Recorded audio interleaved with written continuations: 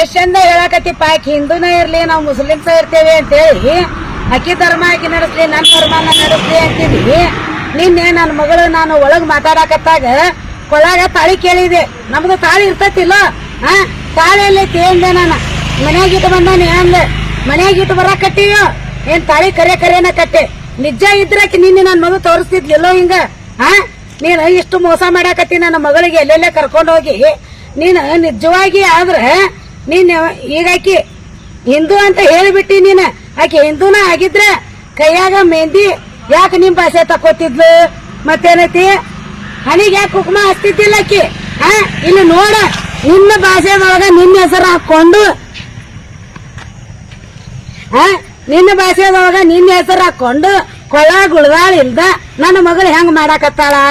ನಮಗ ಹನಿ ಮೇಲೆ ಕುಂಕುಮ ಇಲ್ಲ, ಕೈಯಾಗ ಬಳಿ ಇಲ್ಲ. ನನಗ್ ಸಂಕಟ ಆಗುದಿಲ್ಲ ಅನ್ಪ. ಇಷ್ಟ ದಿನ ಹೊತ್ತು ಎತ್ತು ಹೊಡೋದು ಎತ್ತ ಮಾತಾಡ್ತೇವ ಮಾರಯ್ಯ. ಊರು ಮುಕ್ಕಳೆ ಚಂದಾಗಿ ನನ್ನ ಮಗಳಿಗೆ ರೀತಿ ನಡ್ತಿ ಕೊಡ. ಮತ್ತ ನನಗ ಹಂಗ ಹಿಂಗ ಧರ್ಮದಂತ ನಡ್ಕೋತೇವೆ ಅಂತೀಯ ನೀನ. ಹೊಟ್ಟಿ ಉರಿಯಂಗಿಲ್ಲ ನನ್ನ ಮಗಳನ್ನ ನೀ ತಗೊಂಡು ಹೋದ್ರ ಬಿಟ್ಟು ಬಿಡಾಕಿನ ಸರಳ. ಮತ್ತಿಲ್ಲಾರ ಏನ್ ಹಾಕ್ಯ ನೋಡ, ದೇವ್ರಿಗೆ ಗೊತ್ತ.